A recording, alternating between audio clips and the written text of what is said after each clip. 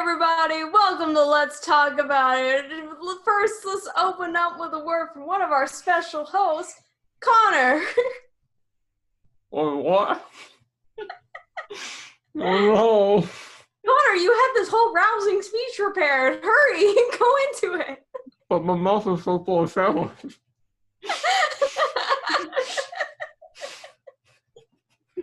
Son of a bitch. Let me make sure I'm not just, masticating into the microphone. Are you sure this isn't an ASMR podcast? Pretty sure Actually, it isn't. What is the point of this podcast? The point of this podcast is to talk about it. Yeah. Talk about all the RPG stuff that we've been doing and, just check in on each other. Because it's, it's been a while. Whatever else, it's our time. But yeah, no, November was super crazy for us, so, and December will be super crazy for us, because, holiday season, so. But here we are, able to carve out a little bit of time, so, Connor, how you been? I'm doing great. I have a sandwich. What you eating? What you drinking? I'm eating a sandwich because I've not eaten today, and I didn't have enough time to eat before we hopped on this call. Self-care king. And I am drinking some nice Meridian Hive mead in Austin. Nice. What are you drinking? Well, in my time of need, when I go to my alcohol selection and find that there is none, I turn to old reliable, the one I can depend on the most. It's Wine Zinfandel, baby. Which honestly, my body has associated the flavor of White Zinfandel with binge drinking, so it's just oh no. Apparently, my body did that to me last night with 2 blue moons. Oh no. I was a little bit hungover this morning, so I'm taking it a little bit light today. That's fair. I'm also taking it relatively light today because the last time I drank liquor, I got very sick. So this will be one of our more sober episodes, ? But we're gonna be high on life talking about all this fun stuff. And also the cocaine I did on the bathroom before coming in here. Actually, you know what? We should probably edit that out. Sober Connor, please do not narc on me. This was a bit. Oh no, the police are at my door. Wee woo, wee woo. Oh my god. So let's just jump into it. Yeah, so disclaimer, as we've stated, it's been a minute. So we're gonna try and recap as best we can, but however, we don't fucking remember. Yeah, in true LTAI fashion, we did not prepare. So we definitely didn't listen to the previous episode to see what we talked about last or anything like that. So we're just gonna fucking wing it. As we do. That's right, baby. I actually tuned in for one of your Alas for the LC games, but how is that going? Alas for the LC is good. It is, that game is so complicated in the sense of, not in the mechanical sense, but just in the emotional sense. Because in our game, we have this fantastic love triangle where my character and friend of the channel, Anaris's Anaris's character are both in love with friend of the channel, whereas my Dingus's character, but then, because I don't remember what we talked about last time, there was a point where things got really hectic on the island we were on, and we basically like had to like drown a woman in the ocean to save her because she was like a selkie, but like we didn't really know that. Well, I guess Dingo's character knew that, but anyway, it was a whole complicated situation. And then in the midst of that, she also turned into a fucking bird. The captain turned into a fucking bird because she's a heron. And that really kind of complicated things with everyone. So both of our characters are like dealing with that in their own different ways. My character, Dagny, is dealing with that by drinking a lot. And Dylan's character, Elizabeth, is trying to rationalize that by saying, oh, you're sent by the devil to tempt me into being a lesbian, essentially, the Spark Notes version. Look, this is set in the 1800s, so, you know, like, okay. that makes sense. Yeah. And it's just a big, hot, complicated mess. That game is fun to play, but at the same time, it's really tough to play because, like, the emotions are, like, so raw and, like, it's very much, like, hurt, big ol' heart hurting juice all the time because of the way things are currently. And, you know, it is more of, like, a emotion-driven game than, like, a physical action-driven game. In fact, Last for the Awful Sea is interesting because while there are moves to like lash out physically, well, there's one move to lash out physically. According to like the rule books of the game, acting out physically always brings out consequences compared to dealing with things like, you know, civilly, I guess, through like emotions and talking.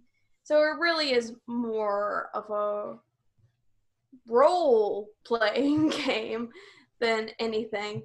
And, you know, it's very much a game that's like, oh, things are bad, things are sad. Whether due to, like, you know, like it's a game that really touches on poverty and hardship and, you know, not to draw on a term for our mutual English class together, but othering, you know, it hits all of those themes. So it's definitely a very emotionally heavy game, but, you know, it's one that I feel comfortable playing because the people I play with are, like, fantastic. And we use, like, safety tools, such as the O card, which if you're not familiar, that's the one that's basically like, oh, I'm really sad, but let's keep going. This hurts really good. So, I mean, that's one that we use frequently. The O card is just be like, hey, everyone good? Everyone good? We all good? And we are always all good, but we're always hurting. So that's basically what's been happening.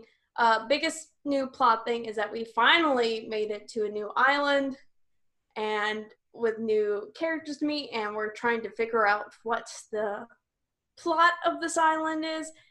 I think it's being run by 3 bad hot crime lords, but we'll see. We're basically on, you know, Tortuga from Pirates of the Caribbean? No, I know Tortuga, the Pokemon? Have you not seen Pirates of the Caribbean? I've seen Pirates of the Caribbean, but it's been a bit. Okay, so you know the island that they go on? I'm pretty sure in the first movie that's like basically sin, debauchery, gambling, drinking, hookers, and blackjack. Darko and Disney? Basically. It's basically lawless town of fun. And maybe pirates. But that's basically what we're going through right now. It's just been a minute since I've seen Pirates. Me too, honestly, which should be rectified. Those movies are good up until a point. But that's enough about me. Let's go to one of your games. Let's go to your Monday night game. Okay. I'm going for 4 keeps. So, Well, you definitely may you might have gotten a little bit just based off my my last couple of tweets. Uh, not good. Mostly not good. We So last time we talked about it, we left off whenever we got to our barbarian's hometown, and winter had come, even though it was spring, and we thought it had something to do with our paladin's Fae bullshit backstory. We thought the winter Fae are coming to invade, and we were kind of right.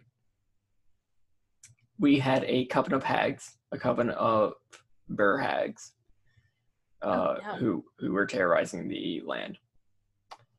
They summoned an ice version of a white dragon, which was great. No.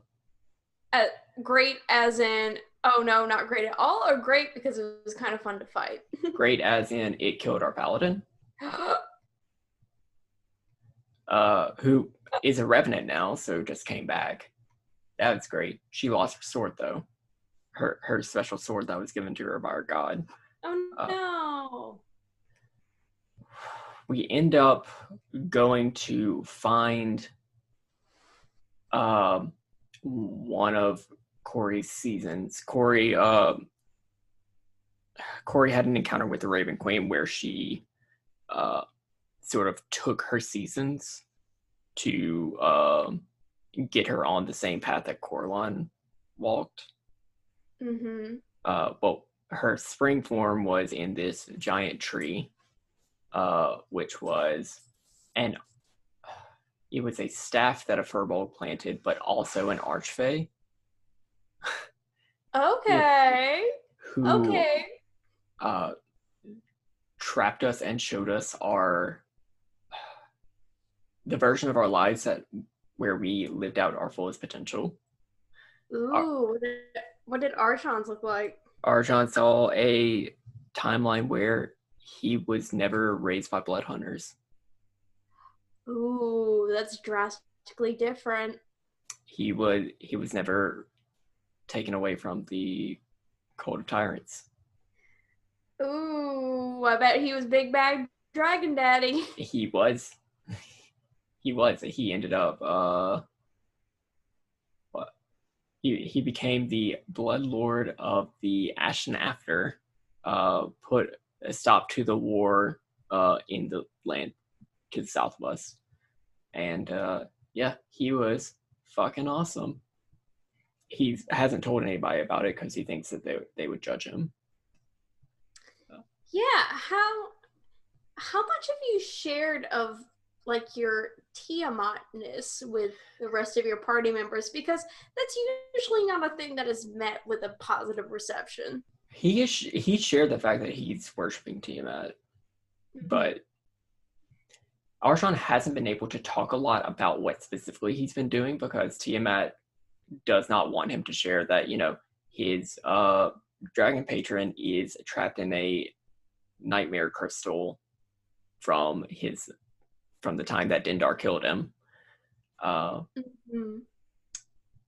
and has threatened somebody who he has told. So he can't really talk about the stuff that he's doing. Reverse clap. Can't talk about that. We get out of that because Arjon's ex saves us. Wait, excuse me? Arjon had an ex?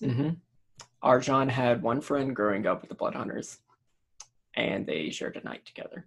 Oh, that's so spicy. Arjon is asexual, but it is an informed thing. Oh, yeah. Okay, yeah, that makes sense. So Ilni came and freed us and helped us defeat the tree.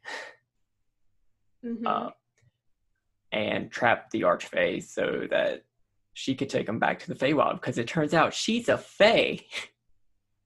Oh, hey. Okay. Your ex is a full-blown, full-fledged Fey. Yep. Oh, Arjon. Arjon doesn't know about it. He thinks she's an half-elf. or thought, because, she shared this with Corey, and Corey immediately told Arjan.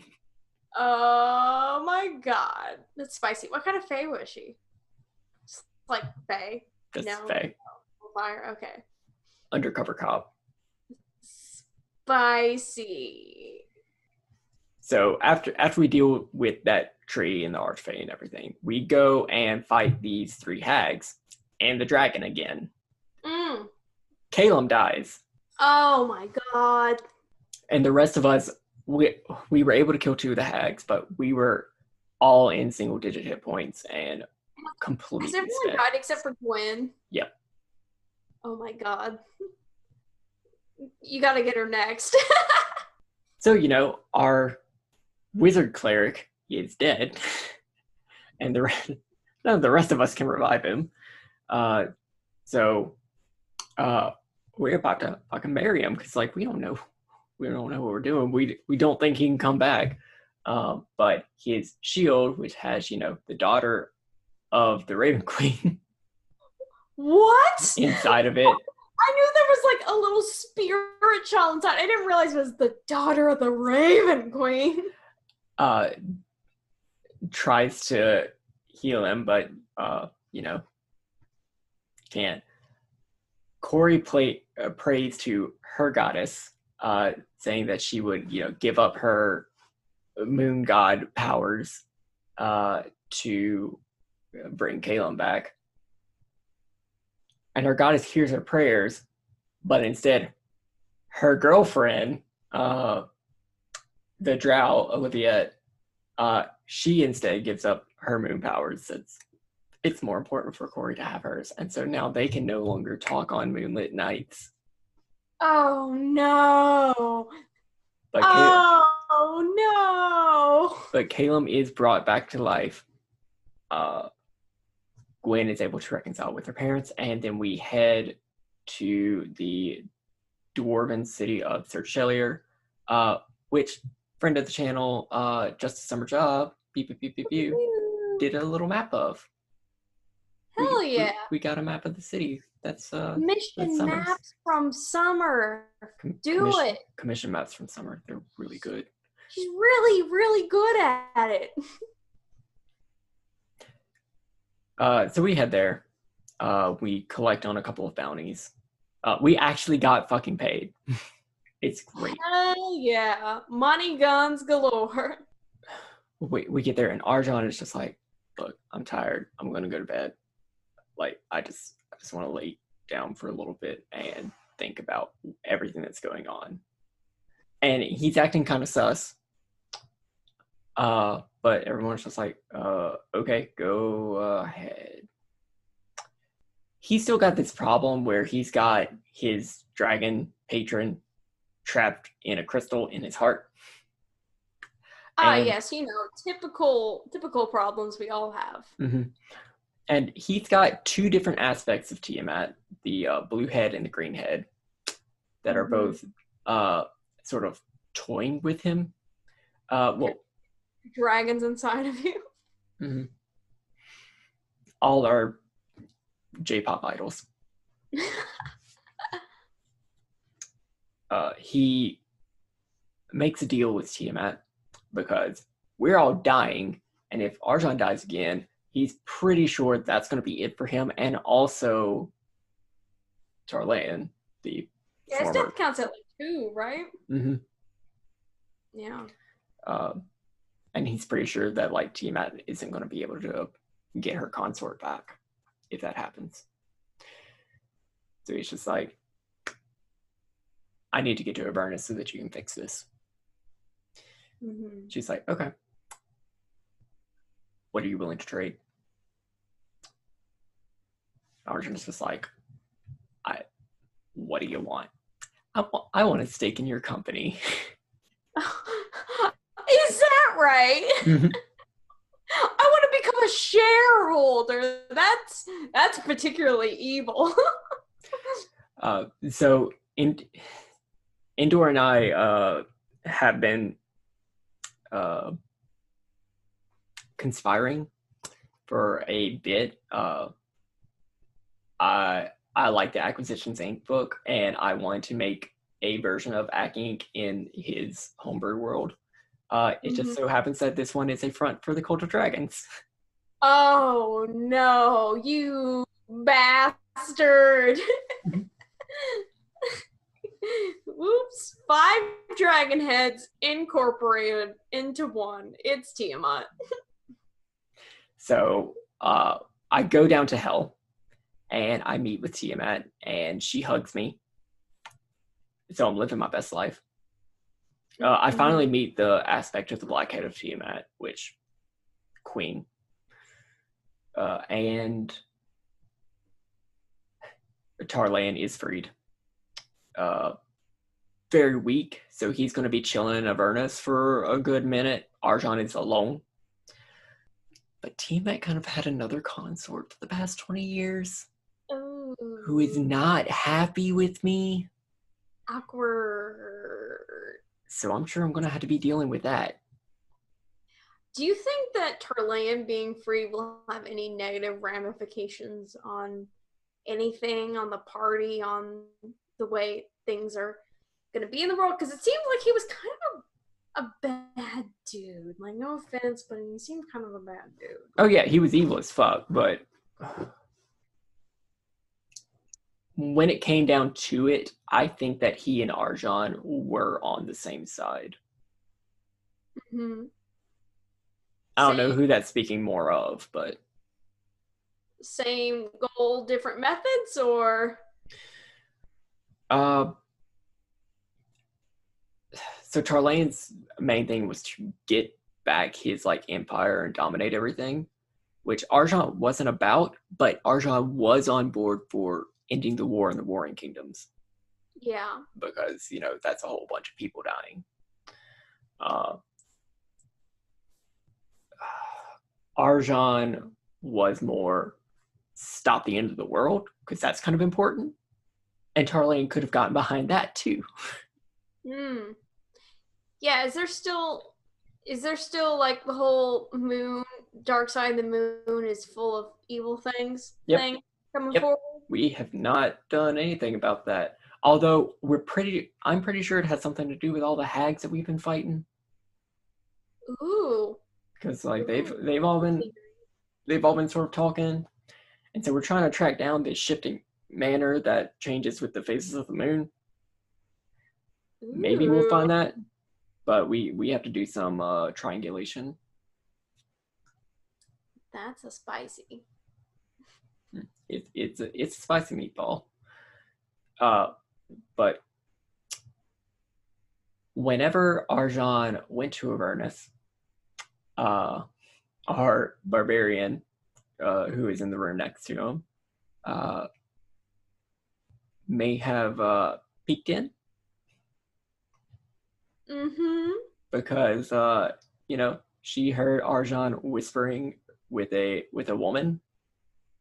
And so she was coming in for the what you doing? I don't see that conversation ending well. Yeah. I mean, knowing Gwen, you could just lie and be like, yeah, I was boning. No, she saw Arjan disappear. Oh. I went to the extra dimensional boning plane. Full stop. No, Arjan would just tell them that he went to hell alone. Like, that's fine.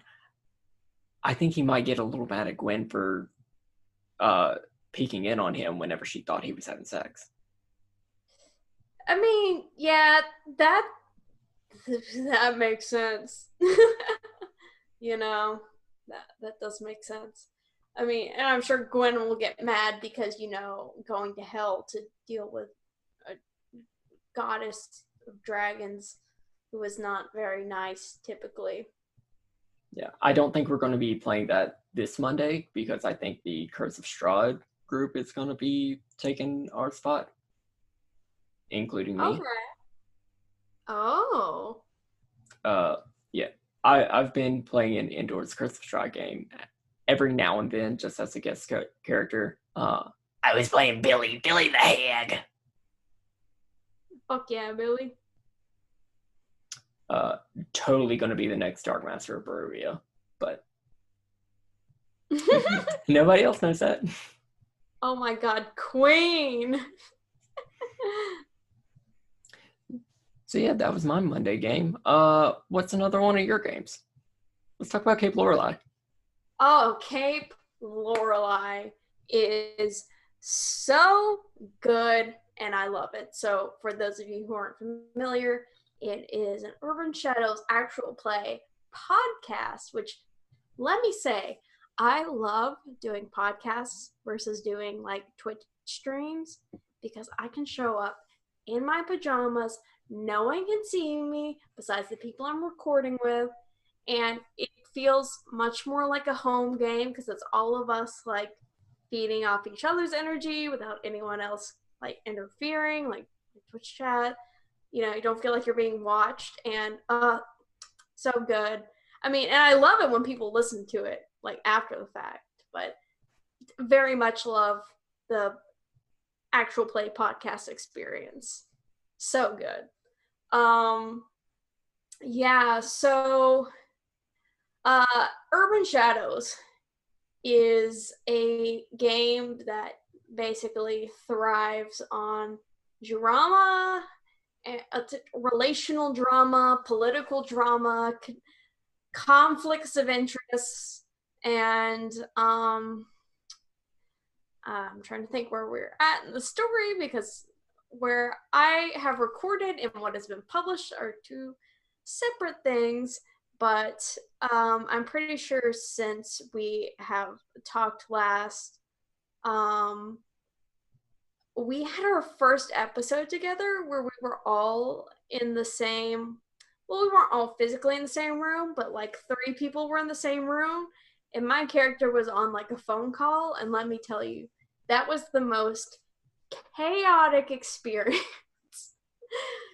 It's really funny because, you know, like in D&D, like an unspoken rule is never split the party, right? Let's say that we don't speak it. Like you always want to stay together because you never know when something will happen, because combats are always a balance for the full party and they're never balanced for anything less than that. And so if you split the party, you're going to be screwed in some sort of way. Urban Shadows is a game that, in my humble opinion, thrives best when everyone is either off doing their own thing or maybe you got like 2 people together, right? It's a game where you kind of go out and do your own errands, and eventually it's going to cross over in some ways, which is very interesting and different. Not to say that scenes where everyone's together is like a bad thing, but it's definitely very chaotic given to how I feel the game is balanced. And I think one of our most recent episodes was an indicator of that. Episode 3, maybe? Episode 4? I think it was episode 4. Whatever episode where we were all in the bakery talking about Daisy's ghost problem, because our friend Daisy, the veteran, the baker, has a ghost problem. But yeah, that has been going fantastic so far. I'm playing Saoirse O'Connell. She's a fae. It's been revealed at this point. Yes, it's been revealed at this point that she is not just any fae. She is a kitty cat fae. Which I you're giving me a look. Mm-hmm. Yeah, so whenever I came up with the character concept for Saoirse, I based her on a real life, I guess, like fairy creature. The test room? The test room? No, actually, so she's based off Akachi, which is a Scottish cat fairy. They're all black with a white patch on the chest, which, to anyone who has seen Saoirse's character art, She has all black hair minus a white streak in the front. Very intentional. And they are, well, there's lots of different legends surrounding Kachi. One of them is the legend of the Cat King, where basically there's a funeral going. This guy is walking down the street. He sees a funeral going on. He sees a tiny little cat-sized coffin and a bunch of cats carrying this cat-sized coffin. And one of the cats was like, "Oh, tell I'm gonna get this wrong. Tell Tom Tildrum that Tim Taldrum is dead." And so the guy's like, "That's weird. This cat just spoke to me." He goes home. He tells his wife this, and the family cat that they have hears this, stands up and speaks and says, "Oh, well, if he's dead, then I'm the king of cats." And he runs off to, I guess, become the king of cats. So that is a part of Saoirse's story, because her whole thing is she wants to become the king of cats, which she is impeded in this fact because she cannot get back to Arcadia, which is our version of the Feywild, because she does not have a reliable means of transportation, and she does not feel like she is strong enough to take over the throne, because right now her dickhead brother is on the throne. Her dickhead brother Callum, which I'm pretty sure has come up at this point, and if not, oops, I'm sure it'll come up by next time whenever we publish this. I'm sure it'll be out by the time I find enough time to edit this. Well, if not, oops, sneak peek. Yeah, let's talk about it exclusive. Second part that I have incorporated into her lore, which has not come out yet, so this is definitely an exclusive. Ooh. Another part of Kachi lore is if Akashi if Akashi is to walk over the corpse of someone who is recently deceased, they are able to take their soul into themselves. So there's actually like a holiday, which I can't remember the name of, but maybe I'll send Sober Connor later, based around this, where this is said to happen.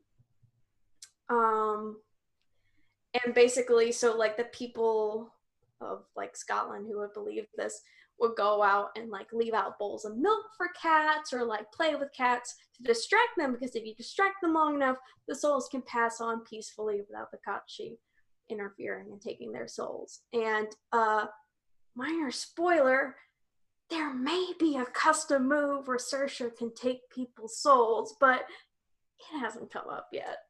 It was very recently devised by me and Summer, because I came up to Summer and was like, "Hey, I would like to add this little piece of lore into my character since I based it off this creature. Is that possible?" And Summer, being the amazing MC that she is, was like, "Of course."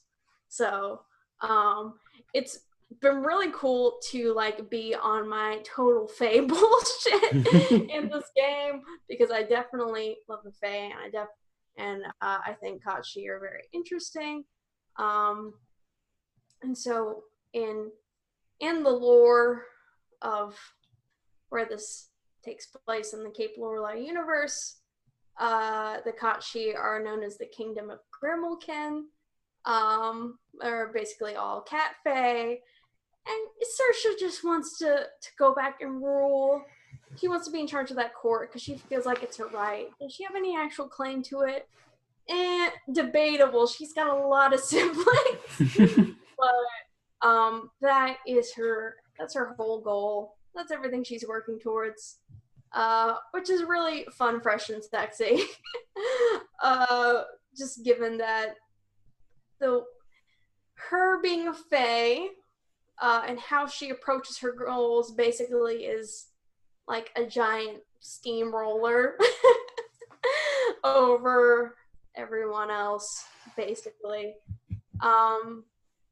But I think it's, it's not all entirely all Fae all the time, because I think that what has recently been revealed is that Saoirse has lived a quote-unquote human life, and she has adoptive human parents. Her dad is no longer alive, but her mother is, and she was basically raised human for a long time, and has a human mom that she cares very much about, which complicates things, especially since her human mom is trying to figure out who her birth mom is, which is complicated.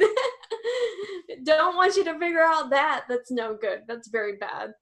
So it was very funny because her and her mom had this whole heartfelt conversation in this restaurant, just like, oh, well, I don't want you to look into that because I'm pretty happy with my family now. There's nothing else I want. But I guess if you want to look into that, that's fine. And then she immediately goes in the bathroom and calls up her friend Coley and was like, hey, can you forge like government documents? Which is fun. Also, another thing that I think has come out recently, and if not, oops, maybe it'll come up by the time that this podcast airs. Well, I know one thing that has been established already is that Saoirse and friend of the channel, underscore sender, beep, beep, beep, beep. Our characters, Saoirse the Fae and Coley the Tainted, have a history together. They were basically quote unquote kids together. I say kids because Saoirse's a Fae and she's been alive for a very long time.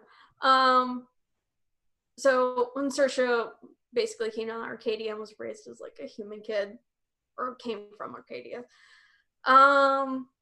her and Coley were in school together and were very, very good friends and almost went to prom together, but Coley didn't go to prom with her. And she didn't know why at the time, but basically you find out it was because like he was off doing shit for a demonic patron, was getting sucked into that side of things. So there was kind of like this almost happened but didn't kind of romantic tension there.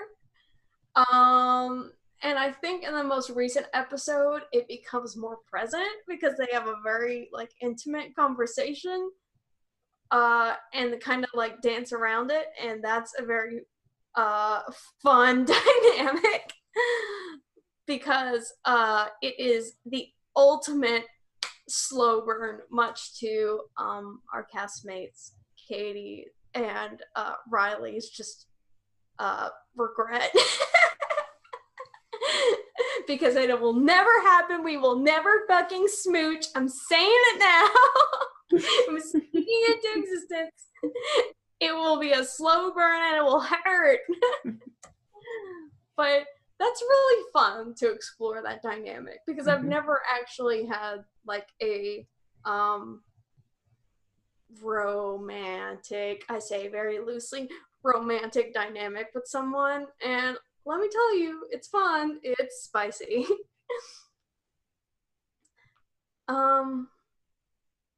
But that's pretty much the gist of what's been happening at Cape Lorelei so far.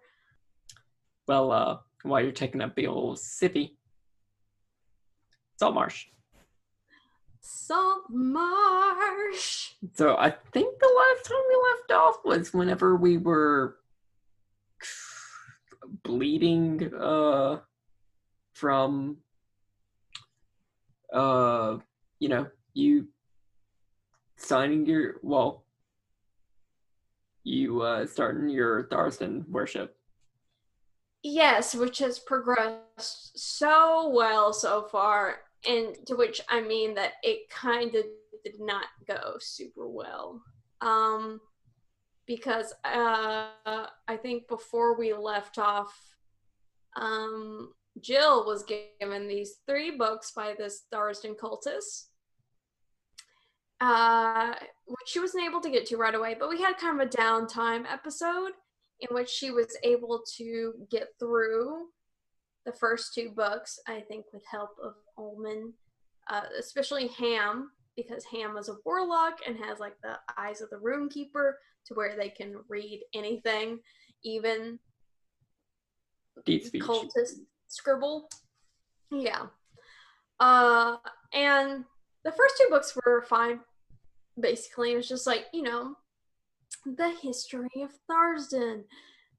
I mean, written from a very biased pro-Tharsden perspective of, how he was suddenly betrayed and chained. And that was the first book, basically. And I think the first book also mentioned where all of the basically anchor points of his chains are. Mm-hmm. Might have been in the second book, but I'm not sure. I don't have my notes on me. I actually took notes on this. Second book is basically almost like a theoretical, philosophical thing about how like spirals are in everything, pretty much. Like the spiral is always there, the chaos is always there. And as Jill is reading these books, she's becoming very much more reclusive, and things about her are becoming like slightly unnerving. Like her hair becomes slightly curlier at the ends, more like a spirally curl. Like her eyes have like a reddish tint and almost like a slight spiral in them. There was one point in an episode where she fixed Hish's coffee mug with a mending spell, and ever since then, his coffee slightly swirls in the cup. I can't believe Jill is becoming Nacho Komaeda. Oh my fucking god, that's banned. But, so, and finally she gets to this third book, which has been a blank book to her, but when she finished reading the first two, it makes a title and a cover appear to itself, which, if I remember right, it was called The Beginning. You think that's right? It sounds right. I think so. And it's something along that motif. So she opens the book up, and there's nothing in the book, right? She keeps flipping, and flipping. There's nothing in the book. All these pages are blank until she gets to the dead center of the book, where there are basically the two pages are like Vanta black, basically the blackest black. And all of a sudden, Indoor says I need to roll a wisdom save, which I normally would be very good at as a cleric, but oops, didn't pass this one because rolling against a god. So she's basically transported into this almost like a dream sequence where she's chained and is confronted with the voice of Tharsden, who basically tells her that she has the power to break her own chains as well as his. And I think one failed wisdom save later.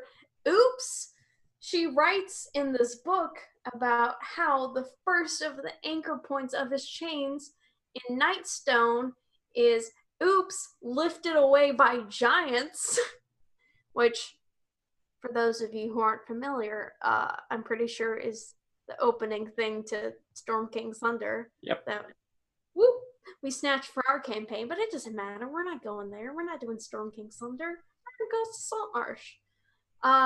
So Jill kind of writes that into existence and then later finds out that it actually happened, which is incredibly unnerving and world-shattering and psyche-breaking that, words can have power such as that, because Jill, to some extent, knows that Tharsden's a bad dude and he wants to merge the planes, which would not be very good. It would very much shake things up. But, basically, Ullman found out about that because he looked into the book, and Ham and Tharsden made contact, which was not good. And basically there was a come to Jesus meeting where everyone was like, Jill, We know it's your little book club. That's not very good. Albus was particularly not happy. Albus was disappointed. In Jill's defense, she did not know fully what she was getting herself into. Mm-hmm. She was like, I'm just going to read this and get a sense of who this god is that revived me and see how I can maybe finagle myself out of this. But she did not account for the third book basically being a trap. So, yeah, in the end, all the books ended up with Albus, I believe. I think Albus has them in his bag of holding. Yeah, I mean, not that it particularly matters because Tharsden found a way to weasel another book to Jill, which is basically, which is really cool, a way that they can like write to each other and communicate with each other. So they've been pen paling for a bit, which Jill has tried to convince Tharsden of the merit of people. Like, they had one conversation where, like, you know, people are worth more than just their usefulness to you. Because Tharsden is basically like, oh yeah, I'm gonna save people, but only the people that like believe in me and do things for me. And Jill's like, well, why don't you just like save everyone though? But I don't know if that made that much of a difference. But spicy. That's been Jill's thing up until this mission that we had. Did anything special happen with Albus? I'm trying to remember. Oh yeah, you're talking about that mission where both of us died? Okay, I didn't realize you wanted to lead with like the punchline, but yeah, sure. So, we took on the chapter in Ghost of Saltmarsh, which, I mean, Ghost of Saltmarsh, spoilers ahead. We actually did the story for this one, called The Final Enemy, where basically the town of Saltmarsh was like, hey, these Sahuagin are a big fucking pest. And all the people living in like the Outlands are like, yeah, they're a pest for us too. So basically everyone comes together and we're like, oh, this is it. We're going to defeat it. The final enemy, the Sahuagin. We're going to infiltrate their fortress, which is really funny for our campaign. Just basically how we place ourselves to where like our enemies are like the gods and powers beyond our control. But yeah, sure. The final enemy, Sahuagin, fish people. Sure. All right. To be fair, they were trying to summon the Sahuagin god. And as we came to find out, but, you know, we ended up trouncing them after we infiltrated their fortress twice. I mean, it came at great personal cost to us. Like, on the first day when we were surrounded by Sahuagin, we were like, let's surrender and get brought further in. Which, to be fair, Jill was against from the very beginning, but she decided to go with him anyway. But it led to some really cool scenes. However, really bad thing that happened. They took all of our stuff, which means, Ulman the Sword was kidnapped. And tortured. Yeah, he ended up getting all of his little sword bits shaven off to where he was just a hilt. And it turns out he can feel pain. Which is not good because now he has PTSD. Yep. But we were on the jail cell. We broke out, which was a really cool sequence because I did something that was so incredibly on some bullshit. So, like, we were, like, chained up in these chains. And in my mind, I'm like, chains. I know someone who's all about breaking chains. Yo, T-Daddy. So basically, Jill like cut herself against like her own manacles and wrote out in her blood essentially break these chains. And with a high enough religion check, Tharsden took pity on me and was like, yeah, sure, homie. And all of the chains in the jail cell like began to break one by one. Which was a really cool sequence. I'm sure really unsettling for Albus. Albus couldn't see most of it. Oh yeah, it's true. You don't. Well, at least I think at that point he didn't have dark vision. Yep. Because I don't know if you want to talk about that yet, but Albus underwent some changes. Yeah, so this is a good point to start talking about it. I wasn't having fun. I mean, As that's as as we got further into the temple, like whenever we got to the underwater part, like Albus is the only character who doesn't have dark vision, so he couldn't like see most of the things, and all of his spells, well, most of his spells require like you to be able to see somebody to target them. yeah. Um, there was an entire session where none of my spells were hitting. Either everybody was saving or the dice just weren't in my favor. I was not having a good time. Um, Also, your stats were not that good. Let's my just be honest. my They were not stats good. weren't good to begin with. Like I'm working with 2 negatives, and my highest was a 16. Whenever everybody else has at least 116, somebody has 2 18s and a 20. Yeah, I had like a 20 and an 18. Now I think I have. Okay, yeah, no, I had a 20 and an 18. Yeah, I was rolling bad on my hit points at the beginning, so in order to actually, survive more than one hit, I had to go ahead and take the tough feat, which put me back in ASI to even try to get my stats on par with everybody else. It was bad. I wasn't feeling great, so That's I talked with Indoor to respec my character a bit. So Albus the Kalashtar Bard was no more, and instead there's Albus the Simic Hybrid Sorcerer Aberrant Mind. which it functions almost similarly, minus the fact that you have like less bardic inspiration, more sorcery stuff. I actually have more Bardic Inspiration. Oh, you do have more? Mm-hmm. Oh, I thought you had less. It's based off of your charisma. I don't refresh it every short rest now, but I have 4 slots instead of 3. That's the difference. Okay. Wow. So even that's improved. But like, and your sorcerer subclass changed. Yes. So my main thing is that I wanted to keep Albus a water breather because he's an aboleth. So because I got that from Simic Hybrid, whenever he was a Kalashtar Bard, he took a dip into sorcery to make him a little bit more survivable. But I was using the Unearthed Arcana Sea Sorcerer, which gave him water breathing.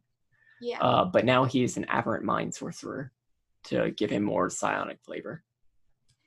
Which makes total sense. And that like came out halfway through a game. And Yeah. even then when it came out, you were basically like, oh man, that's would have been perfect for Albus. So which makes total sense that you would like reclass, respec, and everything. I'm so glad that Indoor let you do it. Also, a quick aside. One stat generation method that I'm a fan of that Ethan, I think, introduced to us. EJ the Grey, friend of the channel, PPU. Is basically like everyone rolls a stat pool together. Like we all roll like 2 46s. You drop the lower, and then from the 2 that I don't remember exactly how it works. I don't know if you take so we have 4 players, so each one of us rolls 2 stats, and then from those 8 stats that are generated, we pick 6. Yes, that's how it works. Thank you. And we did that recently because we're preparing for something, which we'll tell you more about later. And that was really cool. I really like that because we're all on the same page. We all got to like roll, and luckily we rolled fairly well. Yeah. And then we all got to pick together what we wanted our stats to be, which we were all pretty much on the same page. We were like, yeah, we want fairly high stats, but let's take 1 negative because that's always more fun. Yeah, it's really great because you get all the benefits of, well, you get the benefit of, hey, you can have stats that are higher than the standard array if somebody rolls particularly well. So you can be a little like super tough, a little bit overpowered. But everyone's still on the same power level. Mm-hmm. Which wasn't the case with Ghost of Saltmarsh, and that's why you didn't really have as much fun compared to the rest of us because we rolled better. Yeah. But now that's been mitigated to some effect. Yeah, no, Albus is still so much weaker than the rest of you. Yeah, but you're having more fun, I'm assuming? Yeah, I think so. Okay. Like, I can actually do damage now. Part of it is also just like I don't play the right kind of bard. Well, now you're more sorcerer than bard. Mm-hmm. So do you play the right kind of sorcerer? We haven't gone in a lot of combat since then. We've had one big combat, and Albus was doing a lot. Like, that Hunger of Hadar was really clutch. Ooh, but then we both died. Yeah, so listeners, that happened. We both died. Which, woo, 2 deaths for Jill, and my only 2 deaths in any TTRPG so far, which I would like to qualify with. It wasn't a mechanical death per se. It was more of a narrative death because we didn't actually play that part of the battle out. Indoor was just like, yeah, the battle happened and you guys died because, you know, the way that section of Ghost of Saltmarsh works out, the final enemy where you're storming the Sahuagin fortress, apparently you win no matter what, but based on what you do affects how well you win and how the town feels about you afterwards. So by the time that we had come to a point in the battle where I think we had already gone like over our streaming time, where Andor was like, "Yep, let's cut it." Both Albus and Jill had like passed out, but not technically died yet. I think the enemies were coup de grace-ing us. I mean, yeah, probably, but you know what? For my ego, I've only had one death.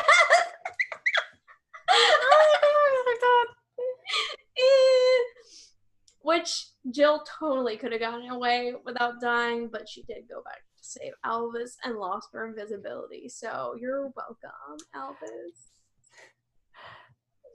The entire rest of the party is very suspicious of Albus and thinks that he is this evil motherfucker, but he died saving Ullman, the sawed-off sword. So. Yeah, you were the one who got Ullman back from this evil form Sahuagin. And everybody still hates him. I mean, Jill doesn't particularly hate him, but you know. And Albus are like the most problematic, so you know, just who knows? Yeah. Like, what is my opinion? I got a question. Oh. So whenever Albus died, he actually galaxy brained. Like, he got the infinite knowledge of himself, and he knows how to free Jill from all these gods that want to take advantage of her. Yes. Would you take it? Yes, 100 times yes. So here's the thing.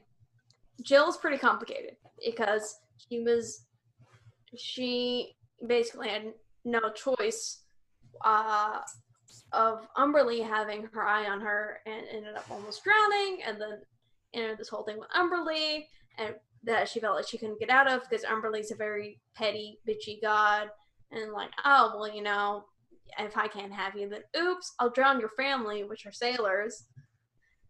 So she was stuck on the same with Umberlee until she died and was resurrected in the Temple of Tharsden. Tharsden was like, hey, I can get you out of that. Just come with me. I'll make sure your family are safe. I'm not going to tell you the full stipulations of that. So Jill was like, okay.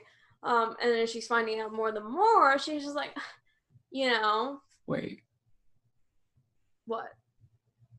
Wait, Tharsden did say, like, I'll make sure your family is safe? Yes. Skothka's in your hometown. Yeah, we haven't gotten to that point yet, and honestly did not realize that until well, I mean, Tharson said, I will keep your family safe if you do this for me whenever I bring about the end of everything. Well, Skothka's in your hometown. Yeah, we're gonna have to, we'll talk about that more in a second. But so she's doing this, but Jill's always been like, I want my life to be free of the gods. I don't want the gods to have any sort of bearing on my life. I want to do what I please. So yes, 1,000 times yes. She would love to be free of Umberly, Tharsden, and anyone else. But I mean, at this point in the story, she feels very nihilistic about the whole thing.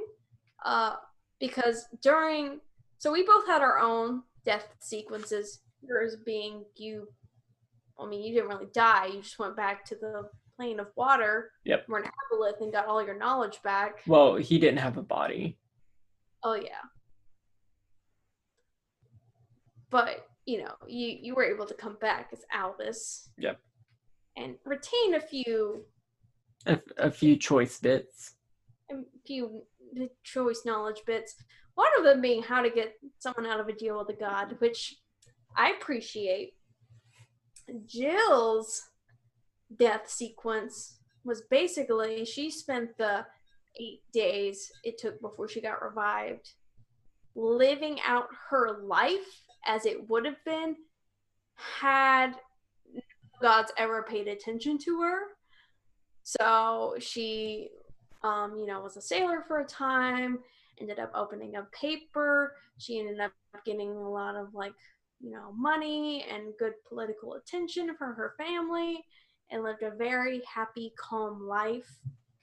And the sequence ends with her meeting up with this beautiful, long-haired, brunette man with brown eyes, beard. And the next thing you know, she wakes up and she's alive again. And that fucking sucked for her. Sucked so much. Jill very much does not want to be alive at this point. Oh, it's so bad. But, our characters had a nice... me to you, our characters had a very nice conversation in which they got to vent a few of their frustrations. Yeah, we had a really nice bleed episode. We did. And Connor and I specifically bled all over each other as the people of the characters who had died and felt very frustrated by that. I mean, to our own reasons. I think Albus was more frustrated at the fact that he died, and Jill was more frustrated at the fact that she was alive. Which, oof. But, and that's really fun and cool. Mm-hmm. But we'll deal with whoever's trying to kill Ullman next time. It'll be fine. Oh yeah, that's true, because the last episode ended with Ullman getting stabbed by who we thought was Viari, but who was very much not Viari, because that was a woman's voice, and Viari, not a woman. But also, to kind of bring it back to what you said earlier, we also found out, which I certainly didn't put two together, I don't know if anyone else did, that the aboleth you're looking for, mm-hmm. That Albus is looking for, Skothka, is in Jill's family's hometown, which is not cool, not good, which we will need to address. Well, we will need to find a way to make our characters know that. Yeah, because... Well, I guess Albus knows the name of the place where he's going. He just doesn't know that your family's from there. Yeah, but once Jill finds out, she'll be able to, I guess, potentially put two and two together, because, I mean, depending on how you phrase it as this is a bad thing, then she'll be very much gung-ho about taking care of that problem, which I don't even know what the next chapter of Salt Marsh is going to bring for us. Probably not that, but who knows? We'll probably go off script. Tamarot's fate. Okay. I mean, I have no idea what the content of that is. But who knows? We'll see where it takes us. I assume that Oldman being stabbed and whoever is stabbing him has to do with this next part of the chapter, but I honestly have no clue. I'm just here for the ride, baby. I'm as clueless as you are. You being the audience, not Connor, he knows. So that was our streamed games. We ended masks. We did end masks. Sorry. So speaking of games where you died. Sorry, it's been a few weeks since we ended masks, and I had like processed it, but now that we're bringing it up again, it's all coming back, and it hurts. So speaking of games where you died. Yeah, so I don't know exactly where we ended up last time on our discussion of masks. So to basically get to the major plot points, I guess, we found out that basically the big bad baddies of our campaign, which was Dr. Entropy, my character, Miasma's mentor, her brother, Venom, who was still alive and all roided out on this chemical called unobtainium, which supercharges your powers. Uh-oh, not good.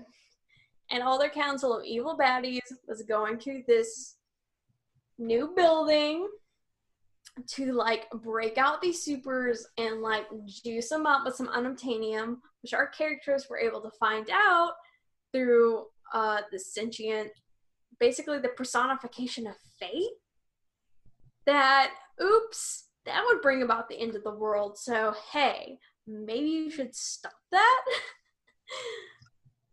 But actually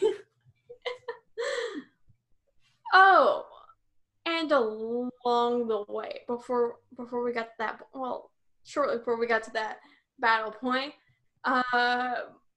Miasma was doing some.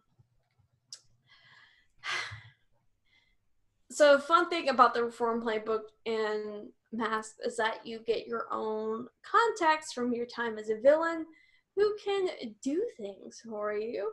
I mean, eventually you'll have to pay them back in favors, but they can like do some things on the side for you. So she had a contact who was knowledgeable in materials and chemicals such as unobtainium. So she goes to her contact and basically like, hey, I need you to make something that can counteract this, because it's really super strong. And her friend's like, okay, gotcha. And then sometime later, she's like, oh, hey, so like, I made this, but like, here's the catch. You can either just like take it as is and have like 3 limited doses, and if you miss your chance, that's it.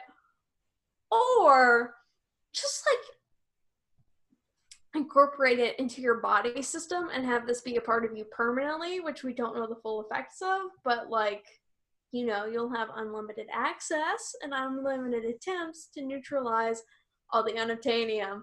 And Miasma / Juno, who has been a fairly selfish character so far, and has basically been like, hey, no one should consume any of the stuff. It's very dangerous.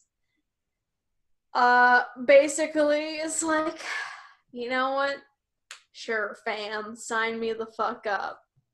And yeah, goes into like a little coma. She is juiced up, which was totally fun. Ended up looking way different before she got juiced up with we never named it in game. But I mean, it was like the green goop. The We also called it inobtainium. Anti-Unobtainium. We also called it Anti-Unobtainium. But we never came up with a solid name for it. It was like an antidote. But like before then, she had like black hair with like fuchsia highlights. And she wore a surgical mask because she had nasty, fucked up, scarring tissue all over her mouth and stuff because, oh, she spits poison and stuff, and that's not really good on you. But afterwards, she had like beautiful, perfect, flawless skin, and now there's acid green hair. And the Skibbergle, while it made her really strong, if she comes into any contact with unobtainium, it would basically neutralize her. So, probably should not come in contact with her own twin brother who's juiced up on unobtainium, but woo, we love the drama, we love the cinematic parallels. So that was my character's development before the big battle.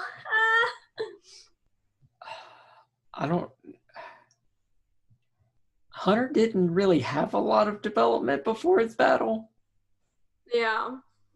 Mostly it's just like, I'm just trying to do good at my job, but my job involves helping all of y'all.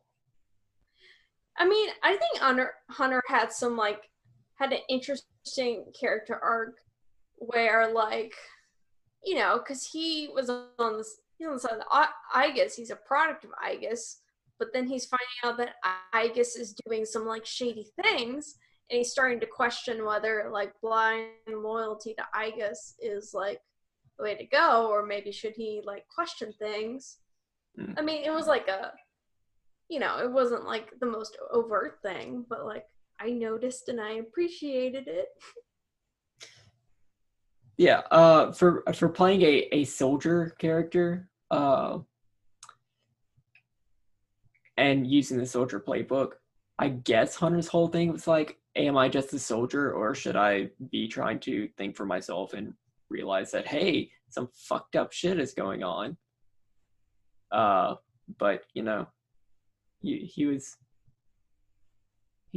just wanted everybody else to be able to do their things. He was really worried about like getting karma in. Yeah. Which I think Ginger Benji, friend of the channel, his character had interesting art in relation to Igus too, because they were a diehard Igus stan and wanted nothing more to get into Igus as the beacon. But I think by the end of it, they were like, maybe Igus isn't the way to go. Maybe I should walk my own path and figure out what's right, which is interesting to see. And if we ever revisit this campaign, which perhaps we will in the future, I would love to see that develop more. As I would love to see Hunter's relationship to Igus develop more. Yeah. I really liked Hunter in the courtroom. Oh my fucking god, yeah. So we basically went to time court and were put on trial by fate. And like fucking Hunter brought the fucking receipts on fate.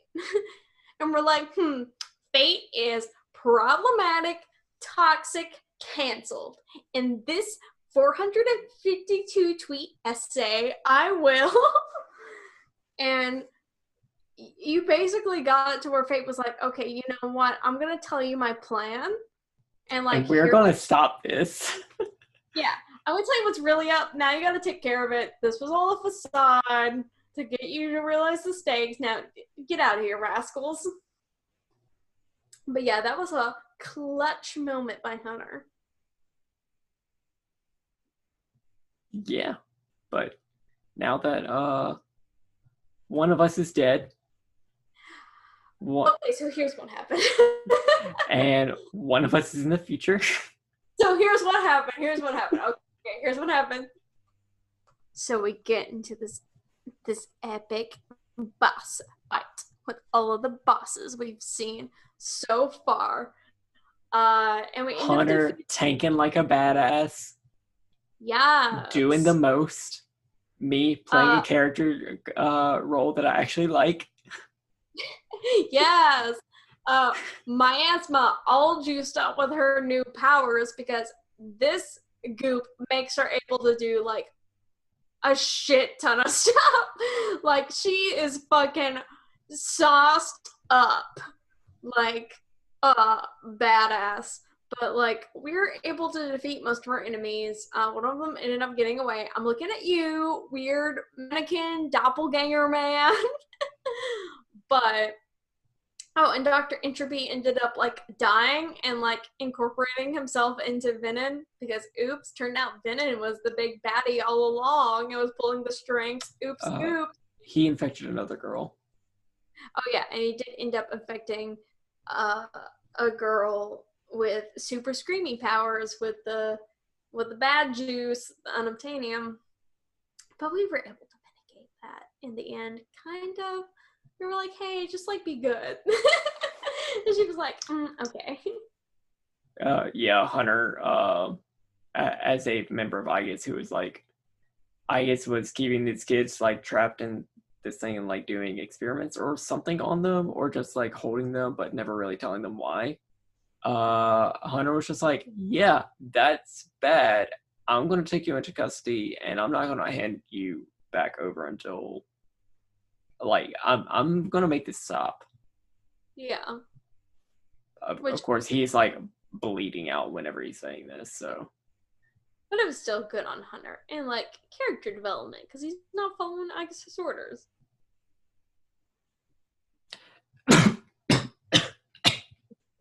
Bless you. So boss fight. So it ended up being like basically the only person still present was Venom. And he has this power where he can fucking just turn into particles. And Miasma also had it too. So she was like, hey, you guys take care of the kids. And then just fucking bamfed up to the top floor of this very tall building. And then also, friend of the channel, Arsqueef, also ended up finding a way up to the top of the building. And after a very emotionally charged conversation between Juno and her twin brother Jasper, we had a very interesting thing happen where two characters triggered their moment of truth at once. So, to those of you who aren't familiar with masks, a mechanic in the game is one of the mechanics in the game is called Moment of Truth. And the Moment of Truth is different for each playbook, and it's kind of written out like what the script is and basically what the stipulations of everything are. But basically, you as a player have complete control of the scene. The GM cannot be like, yes, but you have complete control over what happens and how things resolve. It's a move that you can use only once unless you get the advancement to unlock it again. Once. But yeah, you can only get that once. So really, twice you can do your moment of truth. Should you choose. But AQ and I both triggered ours at the same time, which was really interesting because we both like kind of came to a consensus and narrated together how we wanted this scene to go. And it ended up working out really nicely, the pairing of things. And so essentially what ended up happening, so like Juno and Jasper basically have these opposing chemicals in each other, to which if they are to mix in any way, both chemicals neutralize each other. So Juno uses her newfound powers to basically turn herself into particles again and pass through Jasper, which ends up starting to neutralize him in this moment because he doesn't really have powers anymore. AQ's character Clip is able to push him off the edge of the building. Just fucking jump for it. But oh my god, the way he narrated it was so cool. By the time that Jasper hits the ground, AQ's character is gone. He is Back to the Future. Juno gets down there and she's starting to hey, I'm not feeling so good. Gets down to her brother and they, have a short, heartfelt conversation. And are leaning against each other as they slowly turn into statues. And that was the end of my character, which I will say was totally intentional. I very much planned this and carried this out. I had the option not to die. I was offered multiple times, and every time I said no because I had this planned for several sessions to fucking martyr myself because AQ's character has a move where he assigns roles to people based off how it goes in the future, and he assigned my character the martyr role, and I said, you know what, bitch? Bet. Try me, bitch. All right, you want to play this game? Fine. But we had like a little epilogue to where AQ's character in the future is talking to my friend who made the anti-unobtainium in the future, who's basically like, hey, can you like do me a favor and go back in time and give the past version of me this flash drive, which we don't know what's on it, but who knows? Who knows? I mean, it'll be a hot minute before we come back to masks because we're doing some new things in between, but we do know that we will be picking up masks in the future, and I'm excited for that because playing masks was a lot of fun. I really enjoyed it. I mean, I enjoy playing games with you guys anyway. Like any game we play, I would be 100% down for, but I really enjoy playing masks. Yeah, it was a good time. But we're playing something different now. We are. Just introduce it while I take a big sip of wine. So, while we were playing this Powered by the Apocalypse mask game, Ethan was on some bullshit about Monster of the Week. On some bullshit.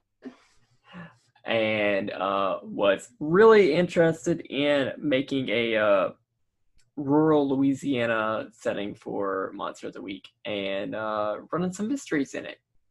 Wait. So we've rolled up some characters and we've played a couple of sessions with these boys, girls, and clockwork people. Yeah, do you want to like break down that party composition, that this very interesting party composition of people who should probably not be together but are? Yeah, so our dear friend Ginger Benji, PPP, is playing a clockwork person construct, a light with what's the name of that playbook again? I think it's the Constructed. Yeah, so it's a playbook from I think the first version of Monster of the Week that is not available in the present version, but hey, who cares? We brought it to this version. Don't like it? Suck an egg. Named Tick. And yeah. He's well, they are apparently everybody's really okay with it. Yeah, a clockwork man who's really good at shooting, and has sentience, and is, trying to assert that right because some people don't think things he's, not a people. Like my person who doesn't believe that Tick has a soul. Hey, who's your person? My person, their alias is Shepherd. They are, I think his name is Francis Williams. That's Uncle Francis. Reverend Francis Williams. He is the wronged. His he has the tragic backstory where his former parish, his church people, were all killed by a Rougarou. Oh shit, it's a Rougarou. Which I just want to say that I 100% called, because to those of you who aren't familiar with Louisiana folklore, Rougarou basically kind of a werewolf-like creature. So I said, if he's not playing a Rougarou, oh, he's playing the wrong. Somebody was killed by a Rougarou.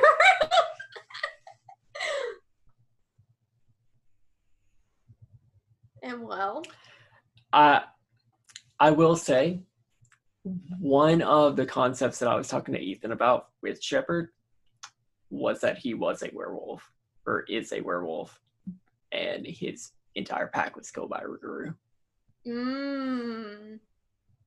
Is that the case? No. Okay. He's the wronged. He's not the monstrous. Yeah. Okay. Yeah, no, I was shocked when you ended up going with something other than the monstrous, because, not to like typecast you, but you kind of seemed like you were going for the monstrous, and I'm like, okay, yeah, he's done enough for a werewolf, because, the werewolf is your litmus test. Mm-hmm. But yeah. But can I werewolf this? Are you enjoying playing the wrong so far? It's all right. Yeah. I mean, we're still getting comfy, cozy with everything, and new playbooks, new moves, and everything. And once more advancements come, and you have more room to stretch out, use moves. Yeah.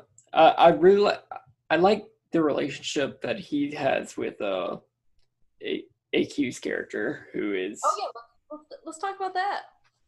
So AQ's character is, what's his name? Sandy. Sandy is a divine. Pretty sure he's an angel. Pretty sure he's an angel. Pretty sure he's... because AQ is a mysterious motherfucker when it comes to characters. Basically, he's your friendly neighborhood angel, and is just like totally like makes the best shit for your potluck, is on the neighborhood watch, trims your hedges for you, just like your perfect neighbor who also happens to be an angel. Yeah. So that's all we know about him, basically. Pretty much, but he we don't even know he's an angel in character. we don't know that he's an angel out of character. We know that he can heal people and has like is it a flame sword? God. Yeah. That's something. Totally not giving Shepherd a crisis of faith. That is one thing that I really wanted, that I was really happy with Shepherd, is having him be a very like Christian faith-based character. Yeah. Yeah, it's a trope that I don't get to play enough, but I like it. And my character. Your character, I really like my relationship with your character as well. Yes, we have a very fun, complicated relationship. So, I'm playing Clementine, aka Clem Dupree, who is the Hex, which is basically the way. Is like a magic user with a lot more darker consequences compared to like the spell slinger you would get in like the normal playbook or any other characters that use magic. And the way we're flavoring it, because of course South Louisiana, is that she is a voodoo priestess in training. because her mama is a voodoo priestess and she's staying with her for the summer and is learning a thing or two. And she totally has like Gen Z energy, which is really funny because I think the rest of her party is like 40-year-old men and above, depending. And it's really great because we established, because one of the very fun things about Monster of the Week is when you do your session 0, there are roles that you can assign to each character, like, oh, hey, I know so-and-so because blah, blah, blah. And the thing we established is that Connor's character, Shepard, is her uncle in some way, in the fun Southern way that, oh, yeah, they're kin. Oh, yeah, it's they're my kin. So, yeah, Uncle Francis is her kin, which is really funny because he's very much he's very much a white Christian preacher. Yes, and Clementine is African American, and is dabbling in this new magic stuff, and she really enjoys it, and he does not enjoy that she enjoys it. Nope. But yeah, the hex is fun. It's definitely a complicated playbook. It's part of a supplement of Monster of the Week called Tome of Mysteries. The Tome of Mysteries. You're right. Yeah. And it has its own mechanic called the rotes, to where you create your own spells, which are more powerful than use magic, which is the base magic system of the game, but not as powerful as big magic, which has a lot more stipulations than the regular use magic, but it's medium-sized magic you can use on demand, costing a few materials or whatever,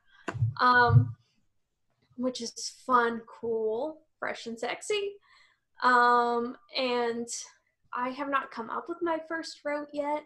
I do have a rote that I need to write, which luckily the playbook says, hey, when you're starting out, you have a rote, but you don't have to make it right away. But I think I know what I want my rote to be, because, and let me just take a swig real quick because my throat is very dry. So in our first mystery so far, we were basically asked by this guy in town, his name is Old Scratch, he owns a bar, to look into this weird disappearance that's happening in this state park. And we're like, sure, I guess. And we do so. And along the way, my character's like, hey, maybe we went into this guy's RV. I collected, some hairs and some toenails. Whoops. Maybe I should do a little spell real quick to see if I can kind of scry on him to see where he's at now. So she does so. And ends up me seeing this figure, but this figure can see her and talk to her, which is not something that is supposed to happen. Turns out his name is the Baron something. I forgot his last name. Sorry, Ethan. And he's basically a spirit of the Loa, which are not good spirits in the voodoo religion, who bury people's dead bodies. So oops, our guy's dead. But oops, this guy does not take super kindly to Clem scrying in on him. So like after that, Clem talks with her mama, who's a voodoo priestess, and was like, hey, never do that again. And Clem's like, okay, but yeah, she totally wants to do that again. So thinking my first rote that I want to write up together with Ethan is to create a spell to where I can talk to the Baron some more, because that can be helpful. Talking to a spirit of death can be helpful, right?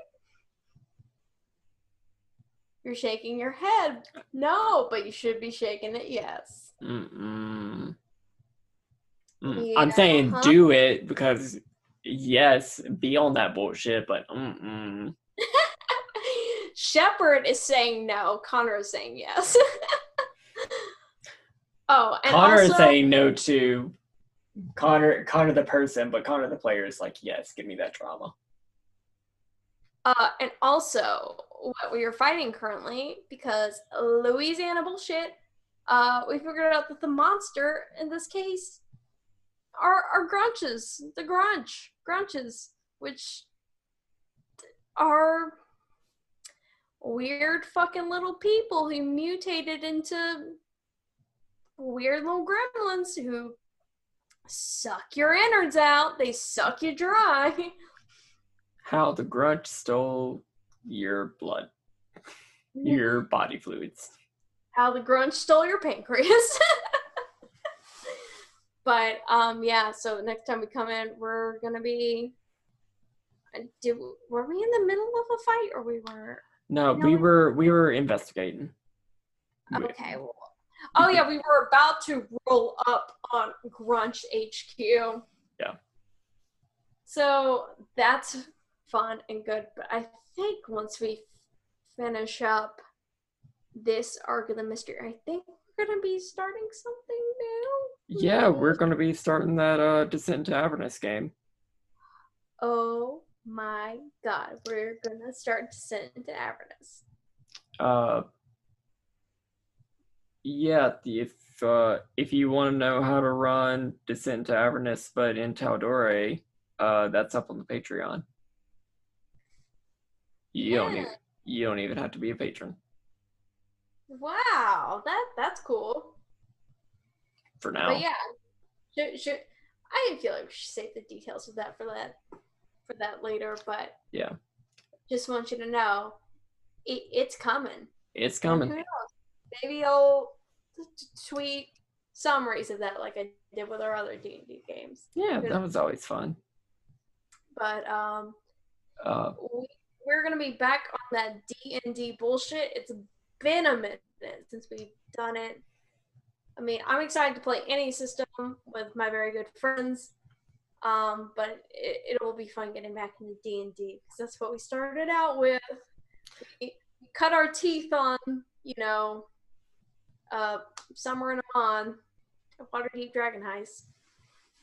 So it'll be fun to get back into that. Yeah. We'll be starting that next year. We have another game that we're starting next year too. Is that right? Mm-hmm. Can we talk about that? Is that what we're thinking of? Is that what I'm thinking of? Yeah. Can we talk about that?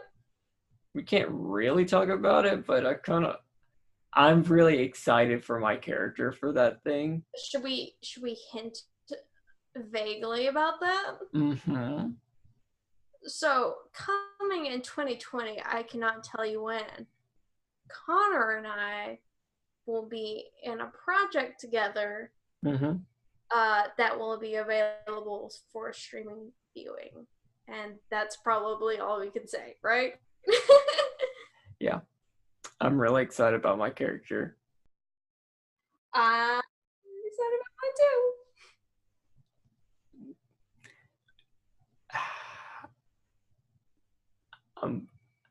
I'm gonna be tackling a lot of. I want to be able to tackle a lot of new things with this character. Mm-hmm. Not just be back on my bullshit, but like I have a character who the relationships that he's had and the trauma that he's gone through is going to be very important to his character, and I'm excited to explore it. I'm gonna be back on my bullshit in some ways, which I'll tell you more about later. You, me, and Connor, the audience, you'll have to wait. I'll be back on my bullshit in some ways, but I'll be on some different bullshit in some new ways, and that's gonna be exciting, but yeah, that's just a little teaser. It's a little taste. That's all you know get. 2020, Kylen Connor, more game stuff. It's coming for your public consumption. But yeah, let's Is it break time? Let's take a break, and then we'll be back to talk about more stuff that's coming up next. Well, not stuff that's coming up next year, but more just like the stuff that we did. Yeah. But, you know, it's the last. Let's talk about it of the year. So can't talk about it anymore until next year. So yeah, year review coming up, and so it's our last break of the year, of the decade even. How do we want to do this? Okay. What were your original thoughts? Just like some Christmas music, like maybe like a Christmas trap remix. Ho ho ho, under the mistletoe. And just like a twerking Santa. Because this is gonna be Christmas. If all that fails, then we'll find the twerky. Oh my god. Bring out the twerky, but on a Christmas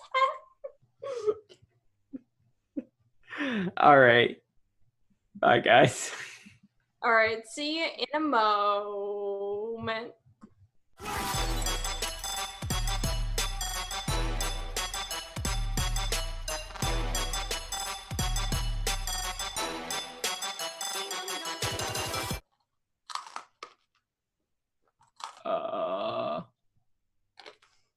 You what? Welcome back, let's talk about it. Welcome back. This is apparently the episode where we just masticate into the mic. You love this shit. This is what you pay for. This is what you paid your $0 for. Oh yeah, baby. Oh god, so dry. So while Kylen is scarfing down a big old mouthful of some dry ass pretzels, we are going to well, this is the last episode of Let's Talk About It for the year, and it has been a year. Wow, what a doozy. So we're gonna reminisce about 2019. Yeah. Well, yeah, everybody's tired of the Spotify year wrapped stuff showing up on their Twitter timelines, and by the time we actually publish this, they're all gonna be irrelevant. But yeah, we're gonna do our own little Let's Talk About It wrapped. Oh, that's parkour of the year. Ooh, parkour. So, you, unlike me, actually made a New Year's resolution. So, how'd that go? I did. I never normally did do that because I'm very much like, oh, why even try? I'll fail. But I did make some New Year's resolutions on a very public forum. Why would I do that? But as of January 3rd, 2019, the New Year's resolutions that I published, and I'm just gonna go back real quick to make sure. I took a screenshot, but I want to make sure I got all of it. So, Super Connor, speed this up in post. So, my New Year's resolutions for 2019. Number one, in all caps, was to graduate, and that I would like to start my first quote-unquote big girl job, which I can say now, both of those things happened. I graduated college. I am done with school. I do not plan to go back to school for any time in the near future. Maybe one day, probably not, but for now I am done with school. So that is reassuring. And I work a big girl job. I make money. I get benefits. So that's cool. I mean, my job is not the best, but yay, I work. Yay. I still made the requirements. Second on my New Year's resolutions, reach Twitch affiliate, which let me check and see when I actually got this. So Connor, speed this up in post because I didn't look this up ahead of time. So I set the goal for myself in January to reach Twitch affiliate, January 3rd, 2019. And on March 11th, 2019, I happened to hit Twitch affiliate. Yay! So 2 months into the new year, I was able to hit that goal.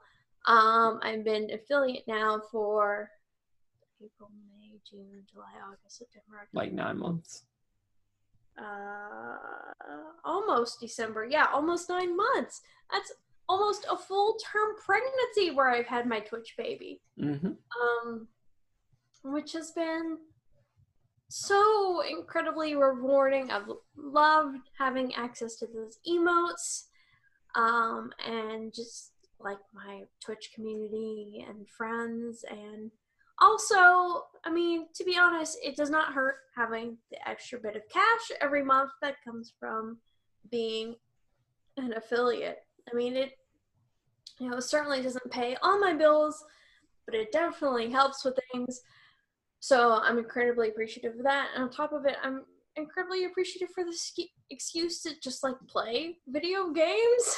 Yeah. And have people be there with me while I play video games and just like talking with my friends. Like both aspects, the financial and the personal, are very rewarding. So again, I'm overwhelmed and incredibly grateful that I was able to meet that goal. And I've maintained it for this year. So yeah, my other resolution goals, play more online/offline campaigns, which I believe definitely came true. Yeah. Definitely. I'm trying to think. I don't remember what I was playing in whenever I made that resolution. I think we were playing in Dragon Knights. Okay. Or at least getting into season 2 of it. Yeah. Yeah, that's the case. I don't remember anything else was going on at that time. But since then, definitely playing more games, more channels, and I think coming up into 2020, I will be very busy in that regard because the projects I'm in currently are not wrapping up, and I might be taking on a couple more. Which, and of course, got home game stuff, which is, I love. Like, I love this hobby. Don't always have time for this hobby, but I make time. So I definitely feel like I fulfilled that goal. Okay, so this one says, DM my first campaign, in parentheses, I've only done one shot so far. On that one, did not end up running a campaign. However, I did run at least 3 one-shots this year, which is a record for me. I ended up running one D&D one-shot, which, if you guys remember, I talked about it on here. I ran one in the same universe as our Amon Dragon Heist campaign. Only all the player characters were the kids from that campaign. So, Nat, Swidley, Jinx, and then there was an OC made by Rhiannon. And they were all playing them, just slightly older. And that was my first one shot with multiple people that came from my own brain, and I was fairly proud with how that turned out. It wasn't too terrible. And then I ran 2 Ryotama one-shots. It was the same Ryotama one-shot as the default one that comes with the book, which for those of you who aren't familiar with Ryotama, it is a pastoral Japanese TTRPG where you basically travel, because it is the cultural expectation to travel and gather stories to feed the dragons of this world who write the stories of this world and power everything in this world. And it's very cute, and it's like Harvest Moon, Animal Crossing,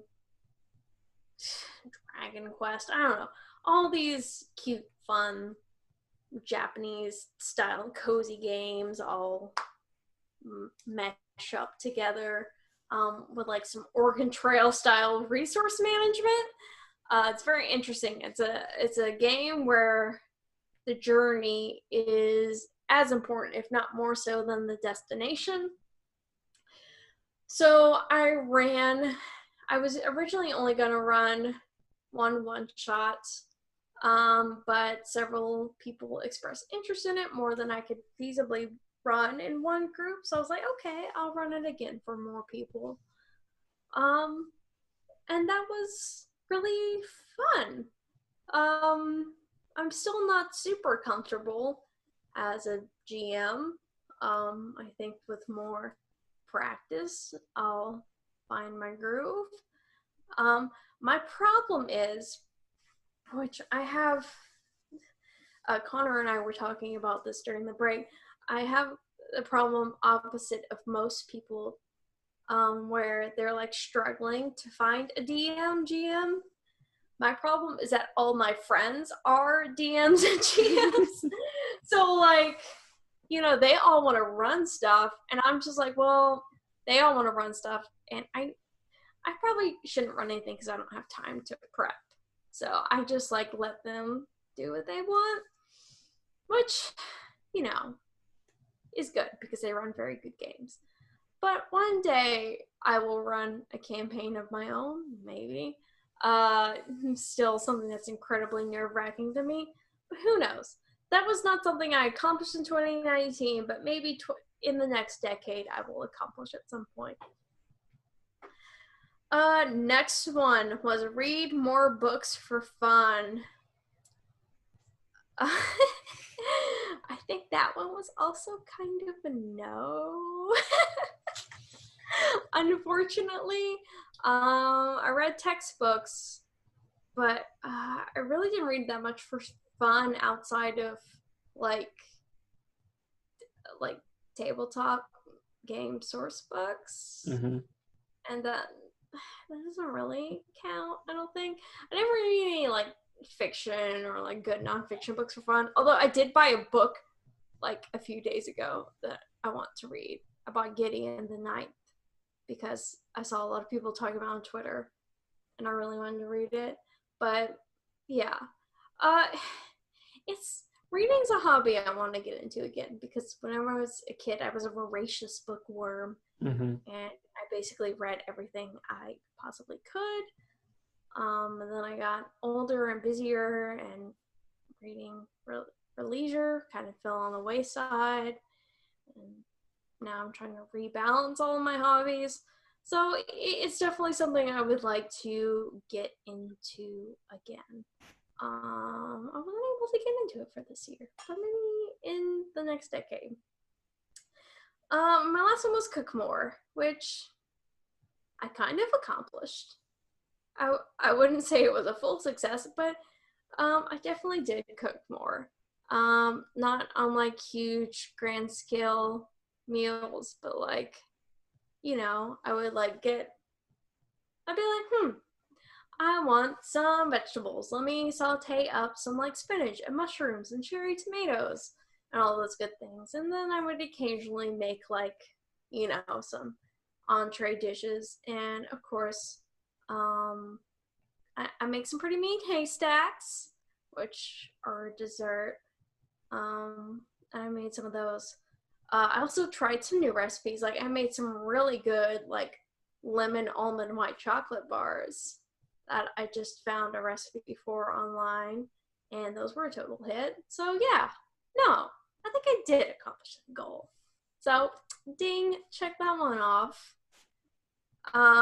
So I would say out of the 1, 2, 3, 4, 5, 6 goals I set for myself, I hit 1, 2, 3, 4 of those. 4 out of 6, 2/3. Not bad for 2019. Yeah.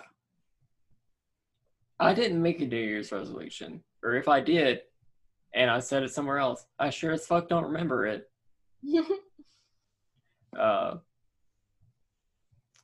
But yeah. Let's we finished off Dragon Knights this year. We did, apparently. God, it's been like, it feels like a millennia. We also finished off Iman Dragon Heist, our first longer campaign with the home group. God, that was an emotional. That was a great time. Like, oh God, that was a fantastic campaign. Like, definitely one of the most fulfilling home campaigns I've ever been a part of. Nice and short, which is great. Like, yeah. I know a lot of people are just like, I want a campaign that goes from level 1 to level 20, but like in Dragon Heist, there's a lot that you can do from to levels 1 to 5. There's a lot of like character interactions you can do. There's a lot of people you can meet. Level 1 to 5? I thought we went like level 7. Well, I mean, y'all might have gotten an extra level or two, but yeah. We may have cheated. But I threw extra stuff at y'all. Yeah, you added your own to it. Like, you know, a forest full of fiery people, and you know, a primordial fire dragon. Oh my God! Never forget Primordial Dragon Gate. But AQ, low level adventures, my ass. Oh, just the moral dilemma surrounding killing the dragon and then hanging up the dragon's head. Oh, yeah. But then, oops, the dragon like came back to life anyway, and God, we were so pissed off that we lost our dragon head. Minus Benny's character Glide, who was like, yes. That game was so good. I will love that game always because I think it definitely brought us all closer together as friends. And if you want to see what I did, it's on my Patreon. All you have to do is be a patron. I think it's $1. Yeah, not per month, just $1. Just one single dollar and you'll get all the work that Connor did. Really, it's a steal. He is undercharging. Just get on it. I'm undercharging for stuff that I probably legally am not allowed to charge for. So we're Connor, edit that out and post. Really, guys, it is a steal that he is not charging more money. Get on the steal before he changes his mind. But yeah, no, that game is super special to me. And it had just a really good send off. And I can't believe that, God, that happened this year. And you know, 2 months ago, we recently celebrated the beginning of that, or was that 30 months ago? Anyway, it's been a whole year and some change since the beginning of Dragon Heist. So, woo! Pop your champagne bottles. you've played in a couple more games that you finished? Yeah, I played in like 2 different Monster of the Week campaigns.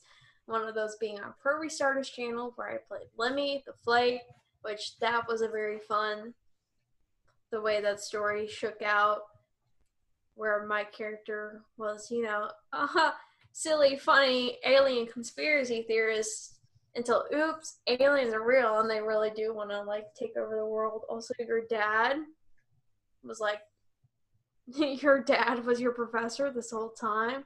He just had alien powers, so he was pretending to be H.P. Lovecraft, only less racist. Oops, did I say that out loud?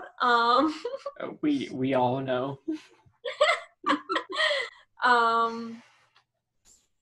So yeah, that was a really fun, satisfying conclusion for that campaign.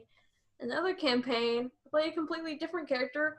I was playing an 11-year-old girl named Amelia, who was a spooky, who was basically like Matilda and 11 combined, and had just imaginary friends who were shadow demons. Mm-hmm. That was fun and cool. Are those the only campaigns I had that ended this year? Did I start more campaigns than I finished? I think so. We started both Ethan's and my homebrew games. Yes.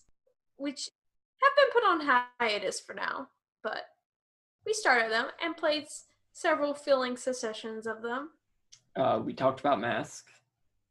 Yes, Mask began and ended. Ghost of Saltmarsh began this year. Yep. This summer. Cape Lorelei. You started. Cape Lorelei began fairly recently. I think we started recording at the tail end of summer. Yeah, right before Gen Con. We went to Gen Con. We went to Gen Con again. We went back. The craziness of it all, and just had an absolute blast again. I got this sweet girl. You got Lady this year. I got Lady, but I mean, you wouldn't know it because it seems like she's been here forever.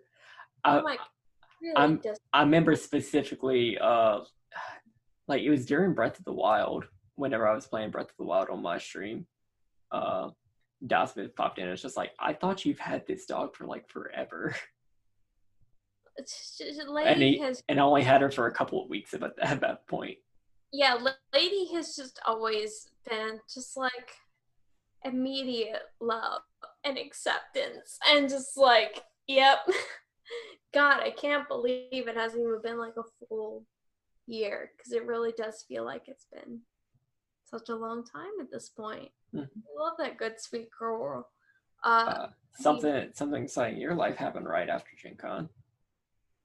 You're right. I like a week after Gen Con, I got engaged to the love of my life, EJ the Grey, Ethan, beep beep beep, Beyonce the channel, just me though, not Connor.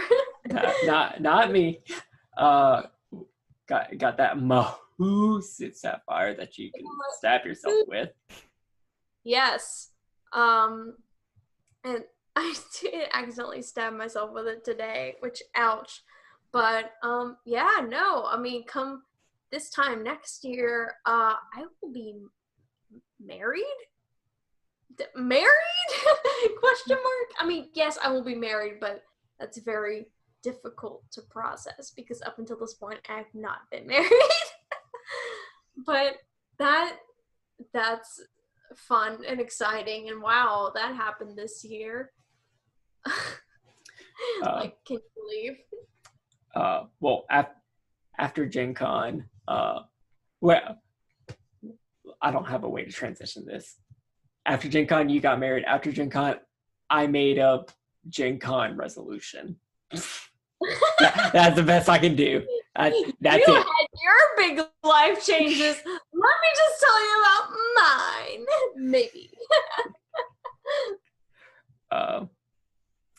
So I didn't have a New Year's resolution, but after Gen Con, I did set up a list of things that I wanted to do before the end of the year. Run a Humblewood D&D 5e game. That didn't happen. Run a Vampire the Masquerade 5e game. I have done that. That did happen. We ran like 2 games of that. Yep. Well, AQ was like absent. Well, we ran 1 1/4. Oh, 1.5. Like, we set up a mystery and it's ready to be resolved. And we will resolve it at some point, maybe. Maybe. Not gonna lie, I was expecting AQ to be gone 1 more week. Damn it, AQ, why'd you come back? So that did happen. That was very exciting. I would love to play in a Vampire the Masquerade stream or a Werewolf 5 stream, but Werewolf 5 it just got announced today, but it's not coming out until like 2021. So, are you gonna run a campaign of that, or are you gonna try and play it? I would rather try to play it. I'm not gonna lie, I do have a Powered by the Apocalypse game that essentially fills all of those roles for me, but without all the problematic stuff that comes with the World of Darkness. But isn't the new Werewolf game being produced by an entirely different company? It's being produced by Ivan Van Norman's studio, Hunters. Yeah, the same people who did Tales from the Loop. I think it's Tales from the Loop. Kids on Bikes. And Sober Connor will put the right information in post, right? Yeah. So, I mean, it's still, unless they retcon a lot of the lore, the eugenics is still going to be there. Yeah, I mean, maybe they will. I don't know. At this point, knock on wood, Ivan Van Norman as a person seems like cool, and like I get behind the games he runs, and he runs stuff that like isn't like it's problematic in the way that Werewolves did 9/11 is. Yeah. You know, so I would like to think that a company that is apparently helmed by him would, be cool like that. But we'll have to see, right? Right. But it's hopeful, right? It's a departure from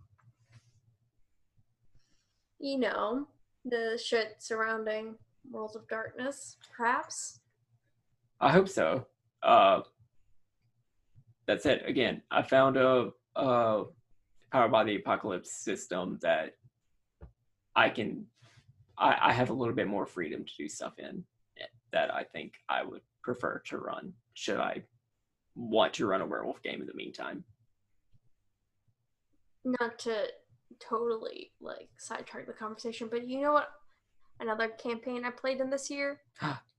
We didn't end up finishing it because of real life things, but I played Monster Hearts for the first time. You did. And I played a werewolf, an homage to you. That was fun. And maybe one day I'll play Monster Hearts again because I had fun playing it. And I would like to play it again. It's a fun system if you're down with monster boning.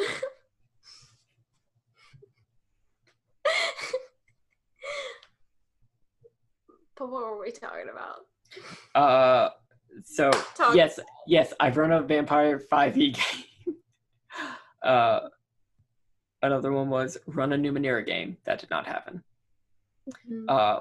Both of these came after I played games of these at Gen Con. Yeah, so you're feeling inspired.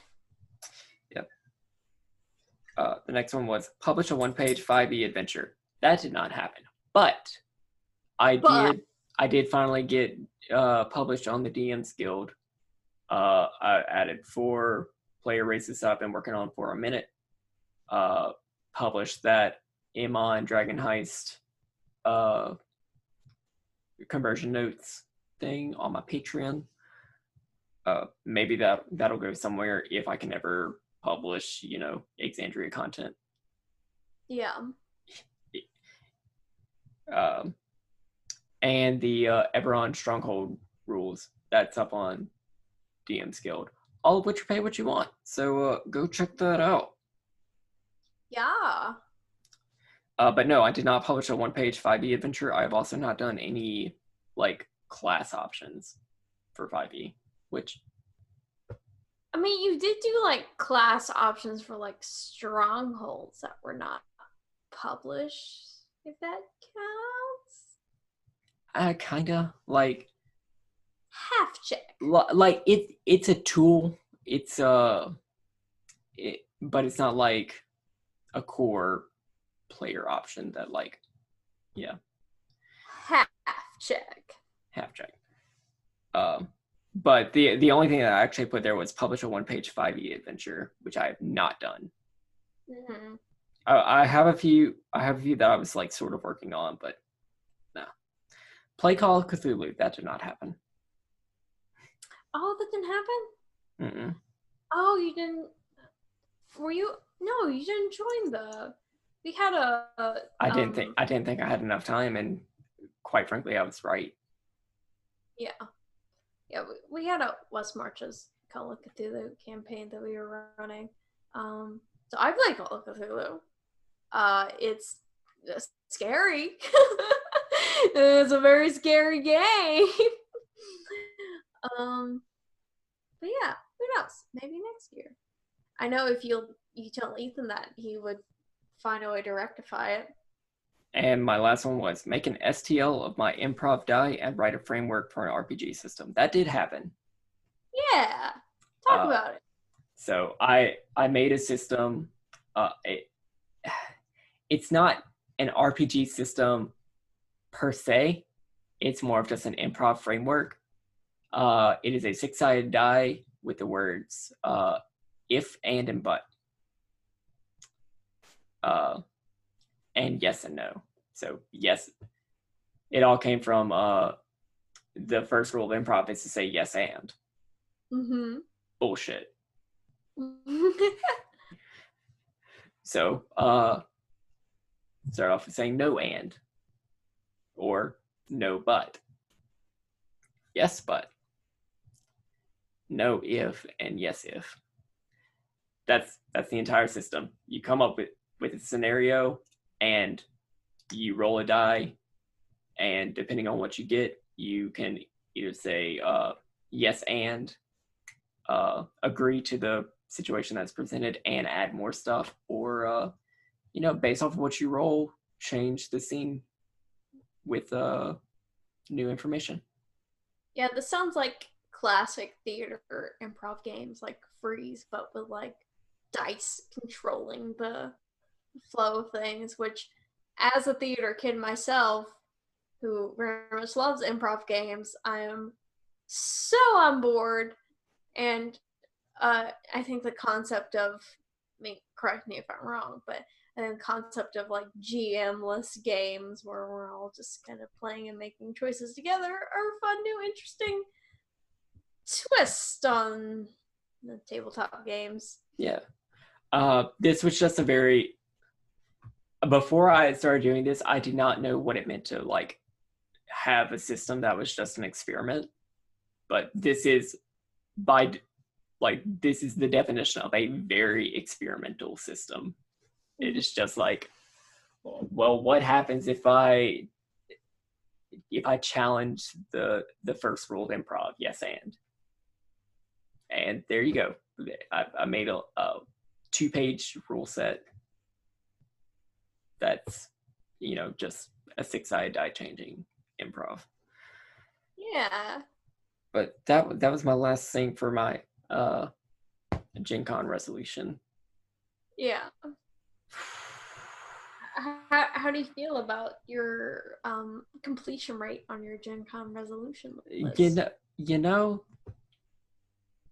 There was a lot of I didn't do that right there. But you know, I still think I have made a lot of progress as an RPG creator and as just like someone who enjoys the hobby.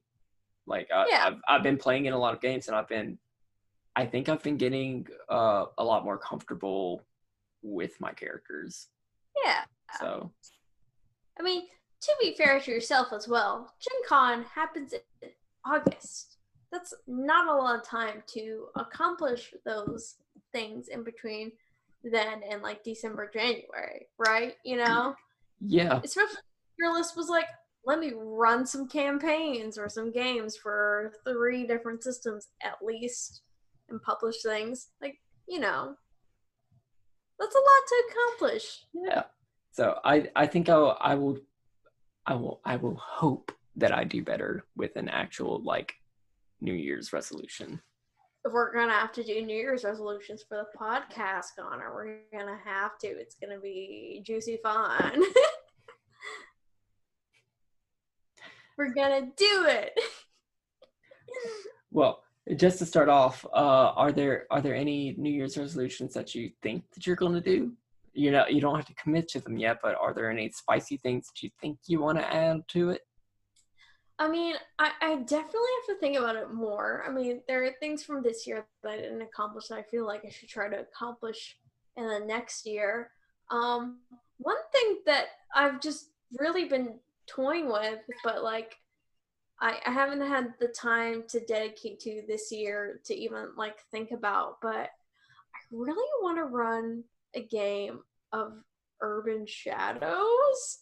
I don't know if I'm super familiar enough with the system to warrant stepping into the GM role, knowing that I barely know how to play, even though I've recorded like 11 episodes of a Mm-hmm. podcast for it. Whoops. Um, but yeah, I think it's a really fun system, and I really like the genre of monsters in real life in the modern day. Yeah. And I think Urban Shadows is really fun. So I would like to run a game of it.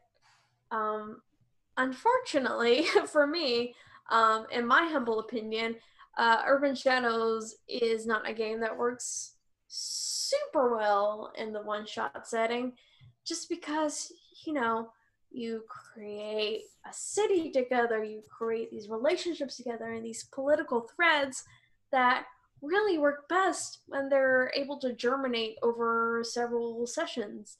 You know, so it's I mean, as someone who has played Urban Shadows in one shots versus a campaign, uh, the game definitely hits a stride whenever you have time to delve into the world you create. So, if I did that, I would be setting myself up for multiple sessions, which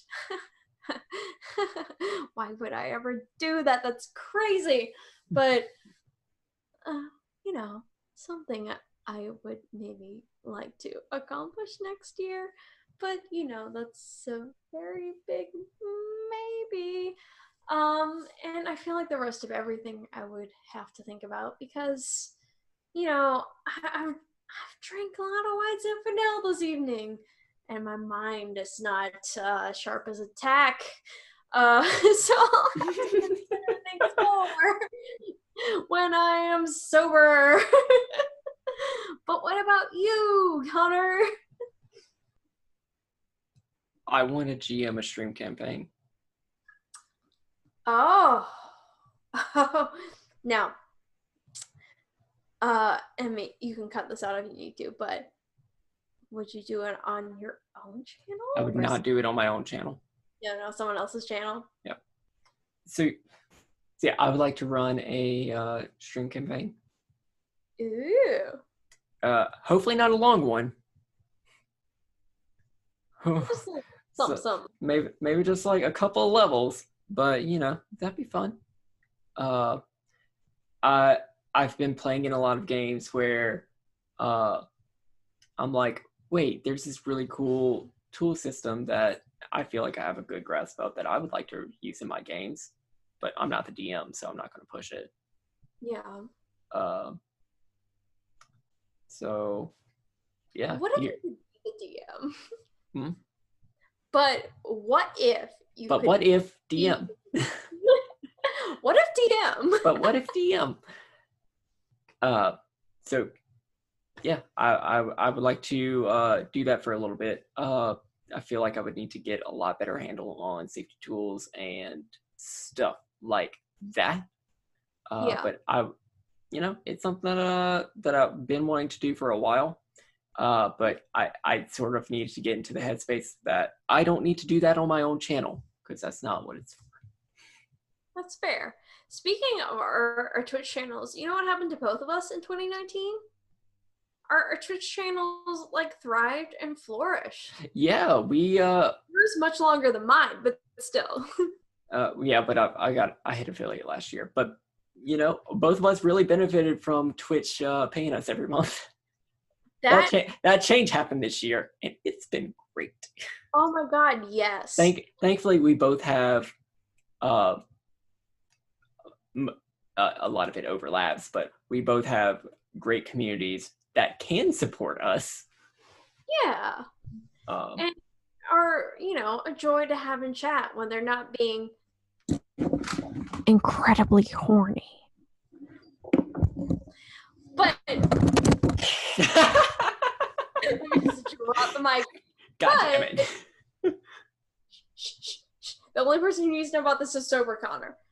But, when they're not being incredibly horny, they're just an absolute pleasure to be around. And it's been so great because, apparently, unlike some people I know who stream, I actually play games that, I enjoy. So, having my Twitch channel has been a really fun experience because I get to play games that I actually want to play, and I'm like, oh, these are a lot of fun. Playing games that you enjoy. Who? I don't know her. Yeah, that's a collab post for you and AQ. Whole brand is built around playing games that he hates and fears. And you two have recently, up until recently, have been playing games that just that I hate. Yes. But ooh. Yeah. And you know what? Next week for the Wolf Quest charity stream. Have you announced that yet? I mean, this isn't going up until after. But also, big time I will. Because I, for one, am the #1 Wolf Quest stan. Because, for those of you who don't know, way back in, the very young stages of Connor's Twitch channel, I came to him and I was like, hey, I have a game that you should play. It's called Wolf Quest. Don't look it up. Just play it blind on stream. And it's a very dry, educational game about wolves fucking, getting a home, fucking, making babies. Peeing everywhere. Making sure your babies don't get killed by a bear. Yeah, and then Connor is going to, or has played, the HD remake? ? Yeah, the remaster. God, what a beautiful. I, for one, am on board. But yeah, we'll have given money to charity, and it's going to be great. And we're going to get a Fortune 500 company to also pay money to charity, which is great. Hell yeah. Damn. It's really funny to me, but I can't believe that, or at least in my opinion, the biggest thing my channel, I feel like, is known for at this point, playing fucking Phoenix Wright, Ace Attorney. I feel like it's become my brand, and honestly, that was such a fun playthrough. I really enjoyed the prop work and the VO and the gameplay. And I think everyone else did too. And I'm so excited to bring that back for 2020. I mean, I'm so excited to play the games I'm currently playing, but Yeah. I'm really going to enjoy getting back into that. So, oops, spoiler, Phoenix Wright 2, Electric Boogaloo is coming in 2020. Ooh. But God, yeah, no, I mean, our Twitch channels, I feel like, really hit our stride this year. And we'll continue to improve, I feel like. Yeah. I feel like I need to take something from that call out post. I would like to play more games that I actually enjoy next year. Please. Just do it. Play games that you like is my advice as a person who has never played a game that they've hated on stream. Like, you don't have to torture yourself for people's enjoyment. Just have fun. I don't know her. Please, I can introduce you. We're mutual friends. But yeah. Well, Kylen, it's gonna be real great seeing you in a couple of weeks. Oh my fuck. I'm sorry, but I totally forgot that it was happening. Because oops, White's infidel. But yeah, it's gonna happen. The real life meetup. We will probably not be recording an episode there because, it's spending time with friends. We totally talked about doing it last year, but then we were like, what if we enjoyed friendship instead? Yeah. What if we didn't focus on, creating content? Yeah, let's just have fun and get drunk without recording it. So, yeah, we're going to see each other real soon after, spending time with our families and no internet. Let's commiserate on that. Woo, we love it. The boonies, baby. It's great. So yeah, if you hear nothing from us come, mid to late December, that's why. That's why we don't have any way to communicate. But yeah, it's been a great 2019 of talking about it. Hey, we rebranded this year. We did. We got our second season. Oh yeah, we did get second season with new assets and everything. We got new assets by Osqueef. Assets by Osqueef. Which, yeah, I mean, we got merch, which we got a little bit of merch. Some of. We sold a number. Hey. Today, friend of the channel, BlinkDog182, said that he was enjoying Critical Role Campaign 1 while sipping out of a Let's Talk About It mug. So, you know what? Some people enjoy it, and that makes me very happy. I also used my Let's Talk About It mug this morning to drink some tea out of. So, I don't care if you guys buy the merch. I'm enjoying it. But look, that's what the entire concept of this is. We're making something that Kylen and I enjoy, and then maybe you can enjoy it too. Maybe you can enjoy it so Connor will earn $1.